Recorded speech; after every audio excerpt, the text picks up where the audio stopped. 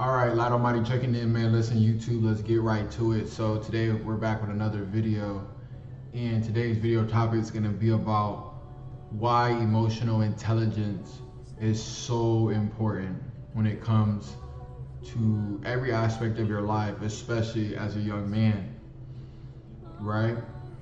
Our emotions are very strong drivers, and especially in today's society where they push the narrative of being more emotional, right? There's a lot of propaganda that supports young men being softer. And this was something that was pushed. If you watch Disney Channel growing up, there was a saying that people used to say was, you watch too much Disney Channel. And when I heard that as a kid, I started to really digest what that meant. I never understood it then, but I definitely understand it now, right? And emotional intelligence it's not just with women or just one aspect, it's everything, right? I was dealing with what I felt like was a personal vendetta at work. I was a good worker, hard worker. I made my mistakes, but I always owned up to anything that I could have been better at, anything that I could have improved. I tried to take full accountability to get better, right? Because I understand, despite how I feel, if there's room to get better, that's what I should do, because that's how I got this far in the first place, right?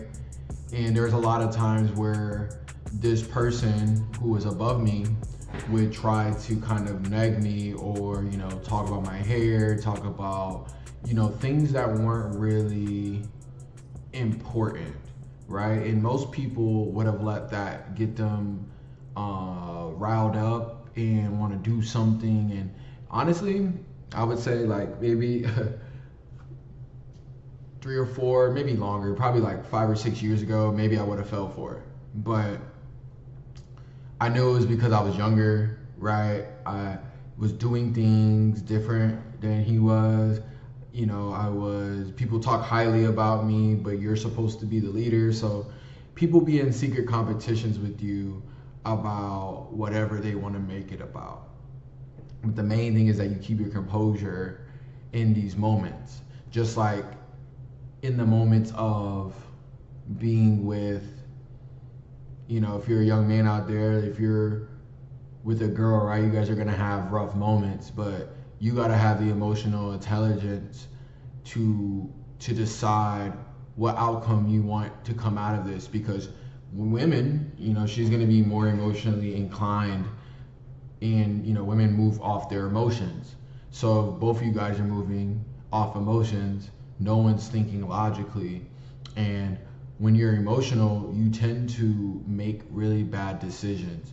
I like to relate everything back to basketball. You ever do something, you ever make maybe you turn the ball over and then you foul the guy the next play, and then you get ejected out of the game, and then now your team, if you're an important player, your team doesn't have that important star player anymore, because you allowed your emotions to dictate the outcome of what was about to happen. If you had stayed composed and figured out, okay, well, what's the next thing I want to do? I'm upset, yes, but how do I alchemize this pain, this anger, this energy? And if you don't get that skill, if you don't learn that skill, a man's rage, a man's emotion is very destructive, right? Watch anything about wars and everything like that. I'm talking about like before, United States. Look at the reasons why they were going at war. A lot of time wars were made or were going on because of, women. A lot of the time, like, that was a big thing. And why was that a big thing? Because men get emotional over women. You know what I mean?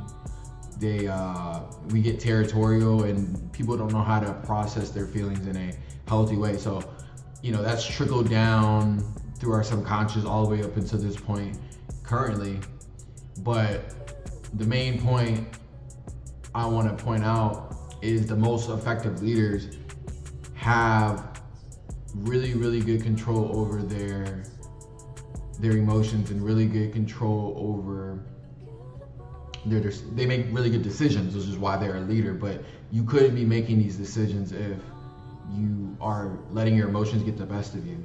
So if you're someone out there who wants to be a leader, maybe you're trying to be a little bit more in these leadership positions, you definitely need to look at yourself and analyze, like, what situations did you allow yourself to kind of get out of character? What could you have done differently that, moving forward? And those are the type of questions and stuff that you need to be asking yourself in order to master this part of your essence, right? Because everybody has emotions, everybody has feelings, but only if you learn how to understand themselves in that way, and then also learn how to use those emotions to drive them to that next level. So I'm gonna leave it here, guys. If you guys enjoyed the video, go ahead and drop a like, subscribe, and comment, and I'll see you guys in the next video.